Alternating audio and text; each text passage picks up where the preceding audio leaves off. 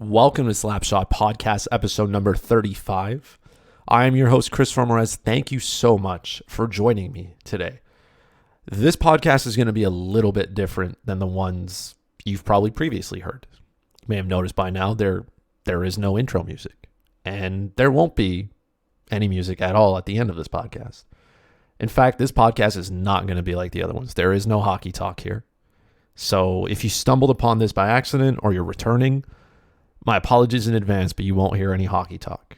And if you want to leave, by all means, you can. I encourage you to stick around, right? As I talk about mental health and mental illness and Bell Let's Talk. But I understand if you don't want to stick around and listen to that. I understand if that's not what you're here for. I don't take it personally. And I promise episode 36, we'll go back to hockey.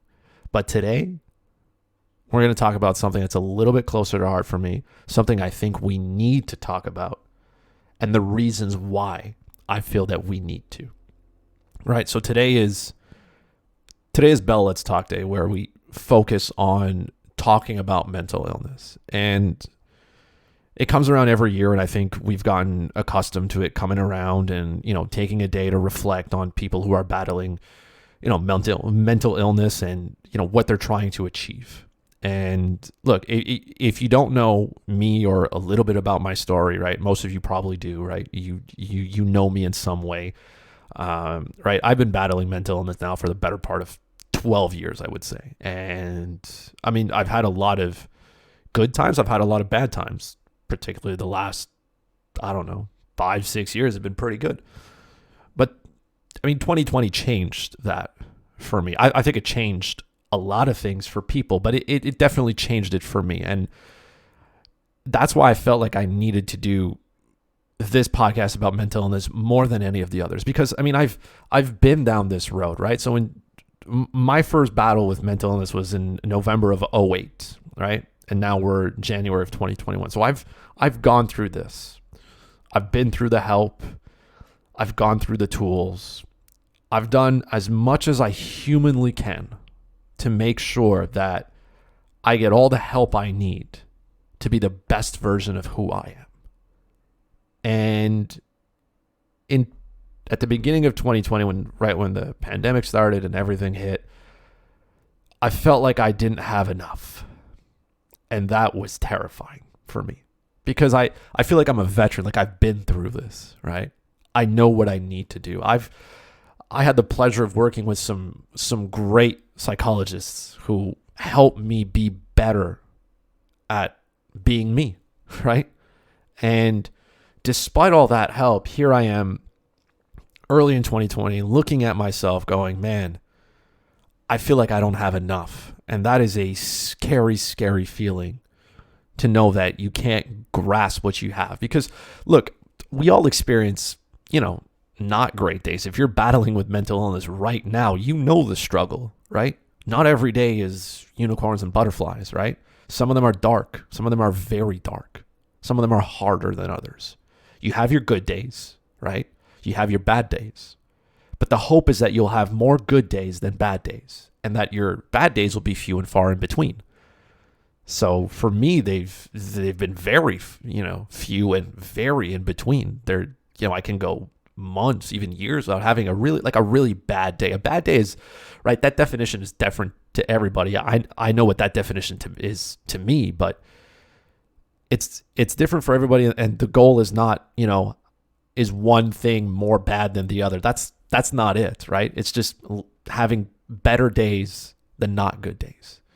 And here I am at the beginning of 2020, kind of going through a lot of bad days, consistently, consecutively, and being very, very deep. And I'm looking at myself and I'm saying, man, Chris, you have every tool in the book here. You've done everything possible. How the fuck is this not working? And that was the conversation I was having with myself. And look, it's not a good one to be having, because now I'm starting to pull myself down here. And you don't want to be your own worst enemy. But trust me, it's going to happen sometimes. And I understand that. So here I am now, pulling myself back, pulling myself deeper, all these things going on inside my head. And I'm starting to feel like I'm going backwards, like I'm going back in time. And I'm slowly going back to a time and place I don't want to be. Like I am not scared of many things in life. I don't think I'm scared of many things, I would say. Like I'm not, right? Dying, not afraid of it, right? Heights, nah. Spiders, they make me uncomfortable, but I'm not terrified of it. But going back to the state of mind that I had in '08 and the couple of years, I would say the 3 years after that, like I am terrified of going there. So I will do everything I can in my power to make sure I never do that. And that's what I did. As the year moved on, I needed to find something for me. I needed to get better. I needed to do something because it wasn't working, right? And, for the first time in my life, because I've never had it before, the first time in my life I needed a break, right? I went to go see a doctor, right? Because I don't have a family doctor in Quebec. They're hard to find as well. I went to a doctor, and the doctor gave me 30 days off. He gave me 30 days, gave me a sick note and said, hey, take the 30 days off, you need it. That was the first time in my life that I was given a sick leave or a leave of absence that I had to take, right? Nobody knows this, by the way. Nobody. Actually, that's false. One person. Nobody else. I didn't say a word to anybody. I kept it to me. And this is me 12 years later, still having a hard time talking about it. Right? This is in May. We're January. And I'm just growing a pair enough to be like, hey, I can talk about this now. It's settled in for me. That's for me, a person who I think like I've done enough to be good at this. And here I am still having a hard time talking about it. That's why it blows my mind when people think talking about mental illness is easy. It's the hardest thing I've ever had to do. The hardest. And I wish I never had to.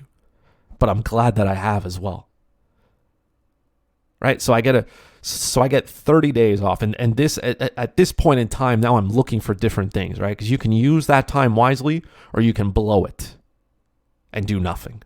And when the world was doing nothing, or when the world was trying to find something to do, right? If you didn't take this time during whatever's going on with the pandemic to better yourself, then you wasted the opportunity, whatever that betterment is. Okay? But I had to reinvent certain things that I was doing personally and just changing environments that were out there and stuff. Right? Because I had one doctor telling me I was fine. I had other people telling me I was, I had one doctor telling me I'm not fine. I got somebody else telling me, oh no, you're fine. Don't worry about it. And I'm sitting there going, man, the system's broken, isn't it? When you got a professional giving you a note that says, hey, you need some time, and somebody else saying, nah, man, you're good. Don't worry about it. That shit ain't right. So I changed things that I did. I seeked help again and had more conversations, right? And I tried to put myself in better situations. I changed things that needed to be changed in order for things to be better for me. And look, people who know me know I hate change. I hate change. I don't even like changing shoes. I hate it. I hate it because I spent so much time in my life learning how to put myself in good situations that would lead to positive outcomes, right? So if you put yourself in X situation, you can expect Y result. And if that situation is good, you'll get a good outcome. And if you put yourself in a bad situation, don't be surprised you get a bad outcome, right? That's the work I did with my therapist the first time. Was trying to put myself in good situations, put my state of mind in a good place so I can have better outcomes. I'm not somebody who goes out on a whim and does things. No, I plan things. Every move I make is calculated. I evaluate the pros. I evaluate the cons. If you had a color wheel, I am blue. I am as blue as it gets. I research things before. Like I'll research something. I mean, I bought my dad a soundbar for his birthday / Christmas. I spent 4 hours researching which one I should buy. I didn't just go to the store and buy one. And, I walked into the store, found the guy at Best Buy. I said, hey, I want this. Can you get it for me? Because it's all the way at the top and I'm not going to use your employee ladder because it says do not use. Like, that's just how I do my life. I put myself in situations. So when it comes time to change things, man, that shit don't sit easy with me. And it's hard at times. It's very hard. It's terrifying. But sometimes you do it because you just have to live with that. And you have to try to make it better. And I am somebody who, I talk about it because I know it helps people. I know it does. I've been talking about it now for a while. Every year somebody, comes up to me and says, hey man, I heard you talking about it. I'm dealing with something too. And then they share that with me. And it's a privilege every time somebody feels comfortable enough after listening to me talk to share their struggles with me. That is an honor and a privilege that I get from that person. Because this person's been battling with something in their mind. And I gave them just enough comfort, indirectly, for them to say, man, I can trust him. I'm going to tell him. And I'm going to tell him because I know he's going to listen. And I know he's not going to judge me. And I know he's going to help to the best of whatever ability I can. Because don't forget, people dealing with mental illness, they don't need other people to solve their problems, man. That's why we have professionals. They exist, man. Professionals are there. They exist. Their job is to make it better. Their job is to give you the tools, make you feel better. Your friends are not there. Your friends are not therapists. They're friends. Friends lend a shoulder to cry on, an ear to listen. They're not your therapist. Friends are good listeners. Sometimes. But most of the time. And I guess the part that kind of bothers me through all this was, regardless of what your opinion is about, the pandemic and coronavirus, whether it's a hoax, whether it's the flu, whether it's true, like, I don't care. I don't care what your opinion is. It can be different from mine. I respect it. I may not agree with it, but that's your opinion. And you can have it as you wish. Okay? But it irritates me to an extent that nobody can measure when I hear people say or try to use mental illness for their own political agenda or their own belief agenda or whatever. And the most common is hearing that mental illness during the pandemic or the pandemic has caused more people to be mentally ill. When I hear somebody say that, my insides kind of roll up and I clench my fist because I know that's bullshit. That is the biggest garbage I've ever heard. The pandemic hasn't caused depression. The pandemic has been an accelerator to something that already exists, okay?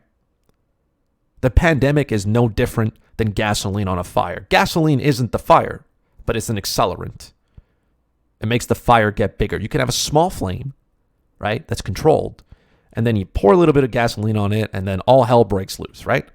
Well, that's what the pandemic has caused to people who are dealing with mental illness, right?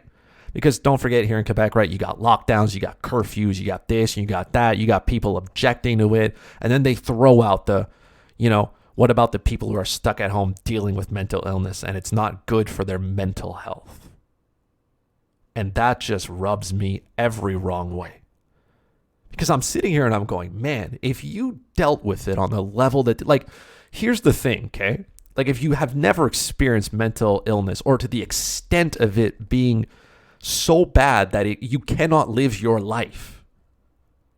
Like, when I was dealing with it at my peak, I didn't want to go out. Shit, I can only think of people dealing with mental illness at that same level now, during lockdown. Going, wait a minute, the government says I have to be home at 8? Oh my God, I don't have to come up with an excuse to leave this party early to go home because I can't be out in public? Because my thoughts are racing through my head? And I can't talk to people?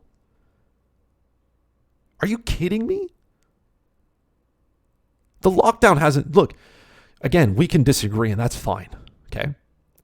But this is, if you end the lockdown and coronavirus automatically goes away, you don't cure mental illness, right? Can we agree on that? Or the people whose mental illness has gotten worse during this time, it won't naturally get better, okay? So the pandemic is not the reason why people are mentally ill. The pandemic has accelerated a process, and we don't have the tools to deal with that. How do I know we don't have the tools? because I had such a hard time finding those tools to make me better. Me, a person who has a ton of resources, or at least I know where to look, and I couldn't find them. While the whole world is trying to figure out its shit, nobody cares about the person with mental illness. Not yet. Not yet. And then we start locking things down, and we start taking people away from their things, and we start trying to do good by society, but some people don't want to get on board. Then we turn to mental illness. The same way we turn to somebody who, I don't know, shoots up a school, and we say, he's probably mentally ill. We're going to chalk this up on a guy who's just got a problem. And then we label mental illness as people being dangerous when we know statistically people with mental illness are usually not dangerous. They're not. We don't want to hurt anybody else, I promise you. In fact, we just want to be alone. That's what we want to do. And it's terrifying if you're a man, because mental illness for men is debilitating. It is debilitating beyond debilitation. Okay? Here are just some numbers. Okay? And again, is mental illness less important for women? Of course not. Okay? Don't get those twisted. It's important. But me being a man, knowing it, living it firsthand, like that stings a little bit more to me. I know what it's like to be a man and have to deal with mental illness and the pushback that comes with it. Okay? Here's just some facts, okay? Men account for 75% of suicides in Canada. 75, okay? That's about 50 men per week, okay? This is all from the CBC, by the way, okay? You can read the article. It's on my Facebook if you have it. If not, just go over to CBC. You'll find it. Whether you agree with what they say or not, is none of you. I don't give a shit. But these are just the things that I pulled from that article that I read, okay? Men are 3 times more likely to experience addiction and substance abuse compared to Canadian women. Think about that for a minute. 3 times more likely. 3 times than women. That's a big number. Whatever number it is for women, times that by 3. That's a huge multiplier. Okay? Evidence suggests that men also underutilize mental health services. Women are 3 times more likely to seek help than men. A lack of choice or access to mental health services can deter men from reaching out and seeking help, leaving them struggling in silence and alone. Think about that last one. That last one struck me hard. Because a lack of choices and access to mental health is the problem, okay? Not the pandemic, not anything else that you want to blame. The lack of choice and access to mental health programs. When you don't have access to something, think about it. Living in the pandemic that it was, if you didn't have access to, like, people had a fear of not having access to toilet paper, so they went out and bought a whole bunch of it. People had a fear that they wouldn't be able to buy food, so they waited in grocery stores and in lines for 45 minutes to buy groceries, okay? Mental health access or services was already slim. Now you add the accelerator to it, and they're harder to get. And now you have more people who may need these services, but you've strained it so much previously that there's no way there's enough to help everybody. And then some people don't make it, right? Somebody, like, think about it, where you are right now, whenever you're listening to this. Somebody right now woke up and won't go to bed because they couldn't get access to a service that they needed to save their own lives. That's a rough reality, man. He didn't die because of a disease that took him, right? He died from his own doing. He couldn't stop himself from doing it. The thought of not living was greater than the thought of being alive. And that moment takes a split second in life, by the way. It's a split second. It happens. It was 5 seconds for me. That was the split between thinking being alive is better than being dead to, you know what, I don't want to be on the planet anymore. I'm going to try to get rid of myself. It's 5 seconds. That's what it was for me. It's longer for some people. It's shorter for others. It's 5 seconds. That's the switch that went off in my head. I know where I was. I know what I was doing. I know what time it was. I know what day it was. I know everything. I know exactly the moment the switch went off, and I'll never forget it. So when I tell people I'm terrified of that moment, like I'm terrified because I know what that's like. And now I'm living in a society where, you know, these same people might have these same switches and they're not going to have access to anything, or they won't have the necessary resources so they can seek help. Some people want to help themselves, but they can't. They can't do it. They can't get there because the system won't allow it. Meanwhile, you got a whole bunch of other group of people saying, hey, open up the country because, you know, people are dying because of mental illness. We don't want that. Open it up and everything will be fine. I'll go back to doing my job. While that guy or that woman dealing with mental illness now, well, hey, I got what I needed out of them. I'll let them figure it out for themselves. That's what it is, by the way. If you are actively sitting there saying, hey, we need to open things up because, you know, for the better of the health and this and that, you are part of the problem. You can disagree with me all you want. I don't care. It's my opinion. You have yours, I have mine. But think about it. Once everything opens up, you really going to care? You really going to turn around and say, hey, wait a minute. I was worried about mental health before and health in general. Am I still worried about it now that I'm back doing my job? As the chances are you're not, because now you're going back to whatever your reality was. And your reality before was to kind of care, but care in the same way that we care about tragedies that happen in the world, right? Change your frame that says pray for whatever bad thing has happened, put it up there, think you're doing something, and do it again the next time it happens, right? That's what we call caring now. Am I missing something here? Did I get that wrong? No, I didn't get it wrong. Because it's always like that, remember? It's pray for something, and we're going to do the same thing for people who die from mental health. We're going to, you know, talk about how we could have done more. Every time I hear somebody's taken their life due to depression, I feel miserable. And I don't even know the damn person. But I feel so bad that I wasn't able to help in any indirect way that I could. I feel like garbage. There are many times where even, you know, celebrities and important people die. I don't even know these people. But I take a moment and it's gut-wrenching to know that this person couldn't do it. Every day is a privilege for me because I get to be here. And yet other people don't. So why am I that lucky? And they aren't. Why aren't we all that lucky then? That's the part that gets me. So on days like today when we talk about mental illness and we push it and we give it a spotlight, mental illness doesn't like spotlights, man. It wants to live in the dark by itself with you to eat at your own thoughts. It doesn't like company. So today is an important day to talk about mental health and to push it and use whatever platform you can to get there. Because then again, you see other people talking about it saying, oh, well, I'm not supporting because I don't support Bell and what they do and this and that and blah, blah, blah. And yeah, sure, when you dig into it, I mean, look, is Bell the greatest company in the world? No. We know that, right? Their service is garbage sometimes. I'm sure, you know, they don't treat people the best either. I know that. Guess what? I don't give a shit. I don't.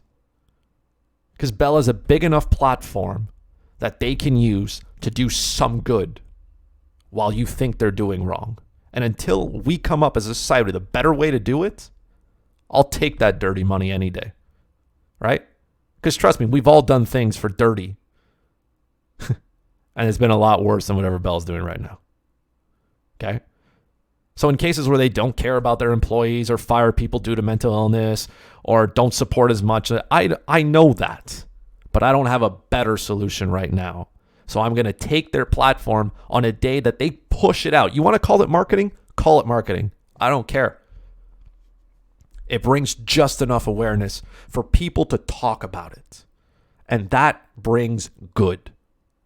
There are more people who benefit from that than people who don't.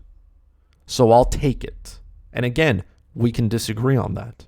That's not a problem. But me, I'm going to take that platform. I'll take that dirty money and say, hey, you going to do something to help? Fine. Then we'll figure it out later. You can call it whatever you want, right? Because let's think about Bell Let's Talk. It's just a hashtag, right? It's just a hashtag. It's nothing else than that. The tweets, the TikToks, the Snapchats, the IGs, the videos you watch, it's just, sure, it is what it is. It's just stuff to get you to interact. They're just trying to get you to talk. And we as a society can't do that. We can't. We need this shit. We need it in order to be able to do it. So again, I can hate Bell as much as I want. But right now, they're the only platform that's doing it. And they're the only one that's pushing it hard enough. And good communities like Sick Not Weak that do their stuff to help and push. Like, it's not on the same level as a multi-billion-dollar corporation. I know that. I know you got to sell your soul to that devil once. But I'll do it every single day if it means that it generates some type of awareness to a problem that most of us just flat out forget. And that's, look, I'm not criticizing you if you do. I'm not. Right? Don't sit here and think I'm pointing the finger at you and saying, oh, well, you don't care about mental illness the rest of the day. That's fine. You may not have dealt with it as much. Just as I don't think about cancer every day, but I'm sure somebody who's had to deal with it does. Right? And they can be the advocate for that as well. So I'm not putting your nose in the sand here saying, hey, you don't care about it as much as I do. I don't need you to. I'll do that part. I'll hold that to me. I'll bring the awareness. I'll push. I'll continue to talk about it. I'll continue to do what I can and tell people my story and push it. I'll continue to do that because I know it brings good. And I'll let somebody else push theirs. And we can just meet in the middle and talk about it. That I'm okay with. And there are other people who may, want to help and want to do something. Those are the people. That's what it's about. And saying, hey, let's change the way we do things. Let's stop blaming something that, happens in the world. And let's say, wait a minute, are there enough services should something happen? Right? That's why the lockdown exists first, because the healthcare system is broken. So it can't keep up. That's the same thing for mental health. Services need to be changed. Organizations, companies. What is your business of where you work right now? What are they doing about mental illness? Ask yourself that. Do they give you sick days for mental illness? Is that part of it? If you called in sick and say, hey, I'm having a mental health day, is your boss going to turn around and say it's not an illness?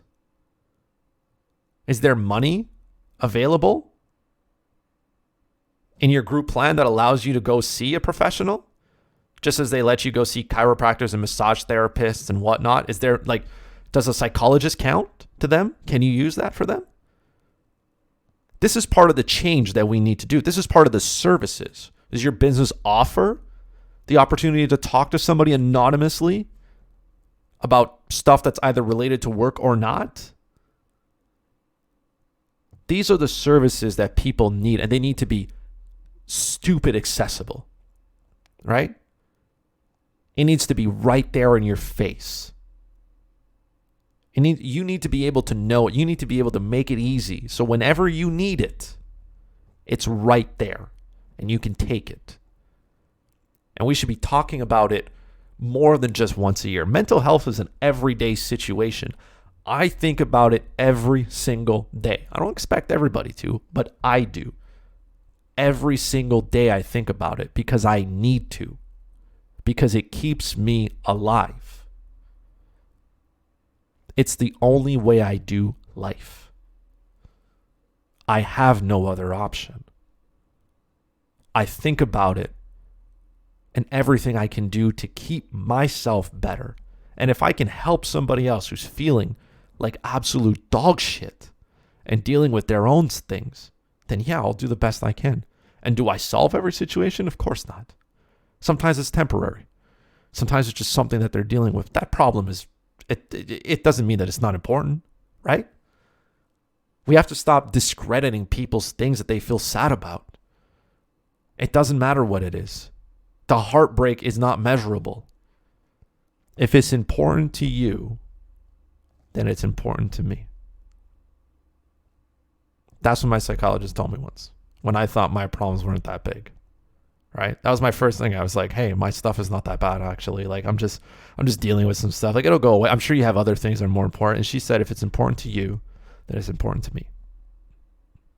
And that stuck with me all these years later. And I tell other people that the same thing. If it's important to you, it's important to me. Tell me what's bothering you. Let's go. I can't guarantee I'll solve your problem. In fact, I probably won't. But I'll tell you my experience and what I did for me. And just sharing a story sometimes will get people to think about different things and ways that they can go about it, to better communicate with themselves, to better communicate with others. It's not perfect. It's not a perfect world we live in. But we can do enough together to make these changes happen. We can. And again, I know some of you have probably left by now. Some of you have probably turned it off halfway. Some of you saying this guy's lost. He's wrong. That's fine. I'm okay with that. I am okay with having different opinions from other people. We don't have to agree on everything. But if I challenge you to think about it, then I've done my part here. Whether you agree with me or not is, quite frankly, I don't give a shit whether you do or not. That's not the important part. But if I get you to think about it long enough, then I've done my part. If I've gotten you to think about what have you done personally to make the situation better, if you claim that you want to help, if you don't claim or you don't want to, that's okay too, by the way. Not everybody can tackle everything. Maybe you're like, look, man, I'm just going to put the frame up and say, Bell, let's talk, tweet it out twice, and that's it. That's my contribution for the year. Fine. It's not a great contribution, but if that's all you can give, then I'll take it. Right? When you donate money to an organization, they never turn around and say, man, Chris, you only donated $10, man. Like, no, they thank you for your donation, right? Whether you donate $1 or $1 million. They always say, after you've donated, thank you for your donation. They don't care what the amount is. A little goes a long way. Which, again, is why if you think that this is just a marketing shit and that it doesn't help, fine. But what have you done to change that? Have you done anything? Have you been part of the solution? Are you coming up with something different? Are you raising as much money as possible? Are you putting it in the forefront? Are you bringing national awareness to it? If the answer is no, well, then that's on you now. Like I said, I'll get behind it. I'll get behind the marketing. For one day, I'll get behind it. We only tweet it one day, right? And then tomorrow we'll forget the hashtag probably even exists, and we'll be reminded of it next year when somebody tells us it's coming up again, right? At the end of January. That's it. That's how we'll know. But for others of us, we won't forget. For others, we're going to go back to darkness tomorrow. And we're going to live that battle all year. Or nobody's going to really turn into it, right? Men are going to continue to take their own lives, and people are going to grow up without a father, a brother, a nephew, an uncle, a coworker. They're going to grow up without somebody that they need. Why? Because we didn't have enough resources.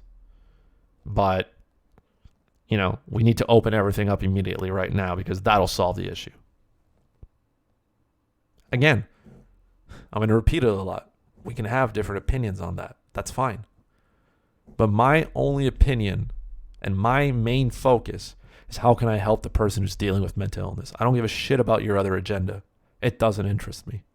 I want to care about the person right now who's sitting in the dark, trying his hardest or her hardest to get out of that mind frame that they're in, and they can't do it. They can't find the resources because this is maybe their first battle with mental illness, and they don't know where to turn, and they don't know who to talk to.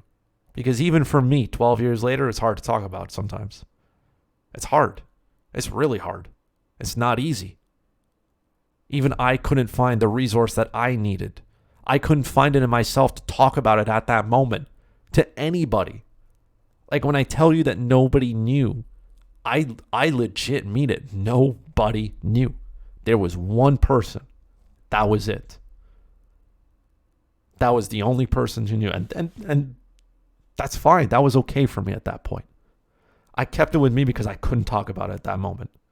Just like I couldn't talk about my mental health at first. It took me a long time to get to the point where I am today, where I can just, talk about it openly and tell other people, look, man, you're wrong. You're wrong, but I respect you. And you're allowed to have your opinion. We'll disagree, and I won't get angry, and I won't hate you for it. And, if you don't want to participate, that's fine. I won't hate you. I'll tell you you're wrong, but I'll respect you. And I'll hope that nobody in your inner circle ever has to deal with it. I wouldn't wish mental illness on my greatest enemy. They don't deserve that. Break a leg, maybe? Yeah, okay. But not mental health issues. I don't want anybody to have to deal with it. I don't want anybody to ever have to live in my shoes for 10 minutes. I don't want anybody to ever have to go through that switch that goes off when all of a sudden you think being on the planet is not worth it anymore. Because it's a switch. Some of us may never get there, but that doesn't mean the people who fall short of that breaking point don't deserve our attention. And I think what we can do to change it is, again, challenge things that are already in place, government legislations, resources that are available, your place of employment, right? That's the most important one. The people you surround yourself with, the network of people, right? If you have good network and good friends who check up on you and make sure that you're okay, that you're going to be fine. To be honest, the pandemic, like I said, is an accelerator. If these people were in a good frame of mind to start with good resources and a good support system, whatever may have happened to them, the shutdowns and stuff, it wouldn't have sent them to where they are now. And that's through no fault of their own. Not everybody has the right resources. Not everybody has the support system. That's fine. So we need to make sure that we give them what they need when it happens.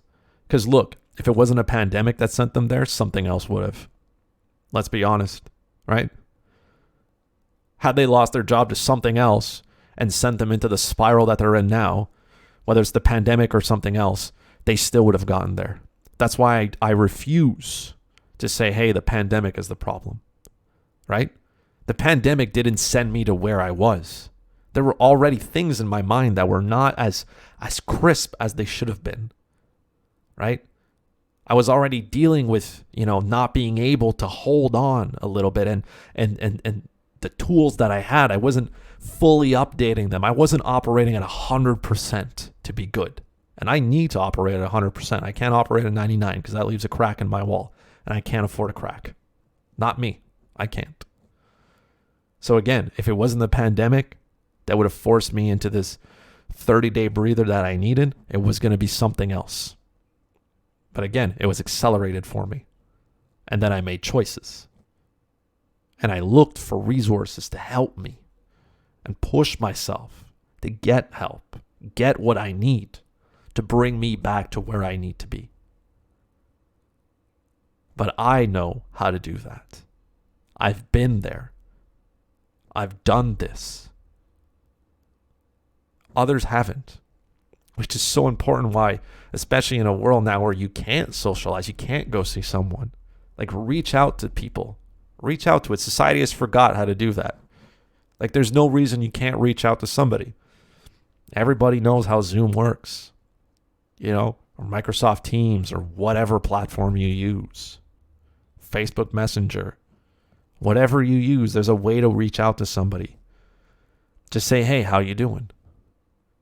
Especially to the man in your life. And men to men, by the way. This doesn't have to be women checking up on men. This could be men checking on important men in their life. It's important that we check up on them too. Because society lives in a world where men are just told to just be a man. Whatever the fuck that means. I keep hearing that shit. And I'm sitting there going, man, I don't even know what that means anymore. Be a man. Be what? Not talk about your issues? I'll talk about them. I don't care. Being sensitive doesn't make you a bad person. It doesn't make you weak. Having an open conversation makes you stronger, makes you better. It's hard because we live in a society that shows men as being tough, unbreakable, the backbone of families. That's a lot of pressure for some people to live with. We don't need to hold all that at once, men, by the way. We don't have to. There's nothing wrong with that. You don't have to be perfect every day. You can have a moment where you got to step back. You're allowed. You can be a man some other day. But you're allowed to take a moment, step back and say, I'm going to try to better myself today.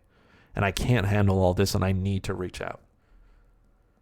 And I've had a lot of people, specifically men, reach out and talk and get help. And I applaud them every time. It's tough. It's hard. It's tough the first couple of times, right?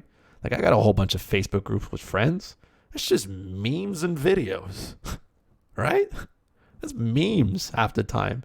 Men don't have groups where we sit and we say, hey, man, how you doing? Oh, you're doing well? Man, hey, how about you? Oh, you're doing well? Good, good. We don't have that. It's rare. I'm not saying that it doesn't exist, but it's rare. It doesn't happen as much. So it's important that we reach out to people. Stupid important. It's important that we reach out to men and women. Doesn't matter.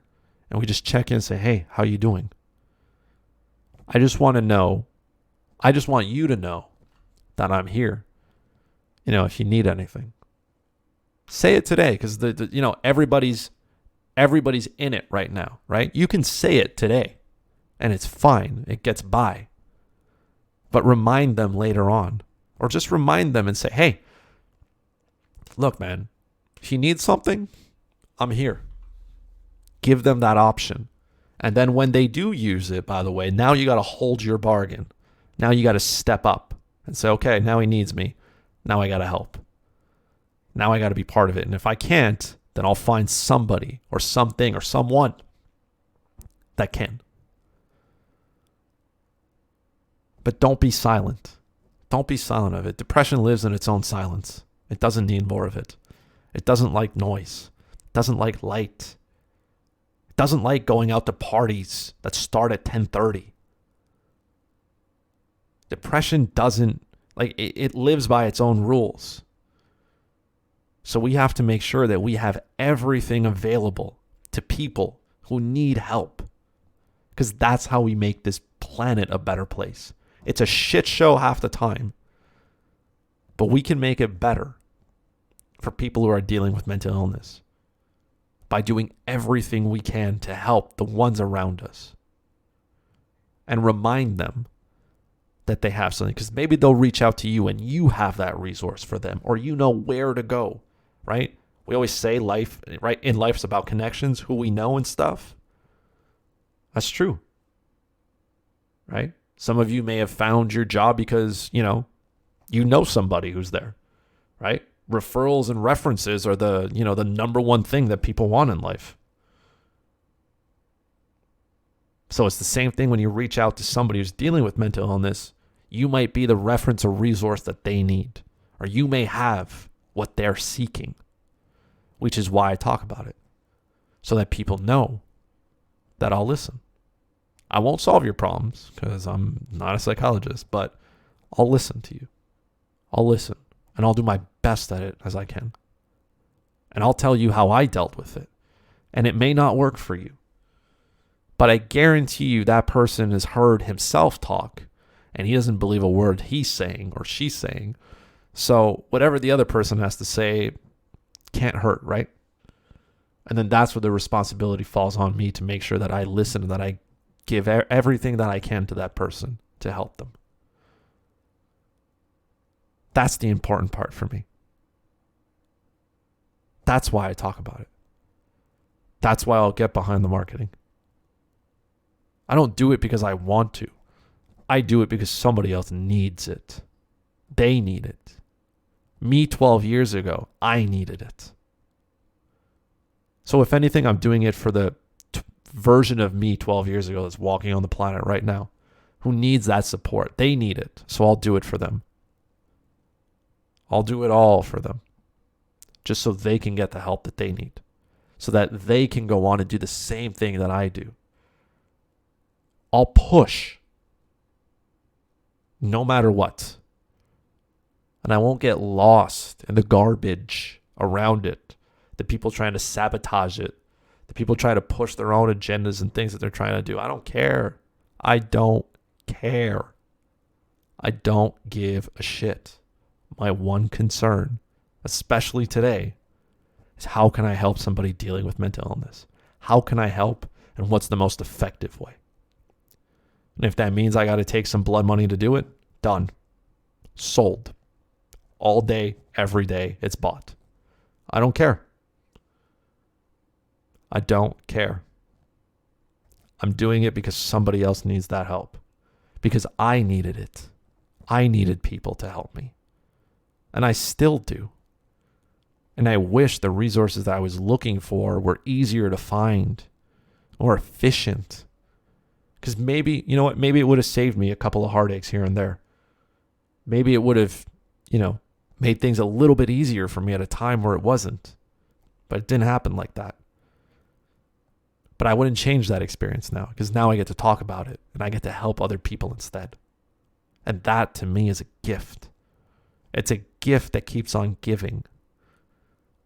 And that'll never end for me. Ever. On that note, like I said, if you've made it this far, thank you. It truly means a lot to me that you stick around. And again, like I said, I'm not hating on you if you don't.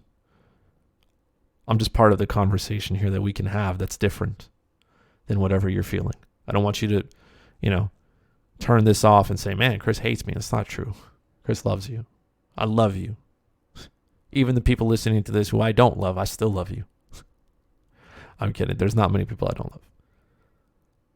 I just want you guys to remember that this conversation goes on past today. And that if you want to help, trust me, we're recruiting. You can help. But be a help.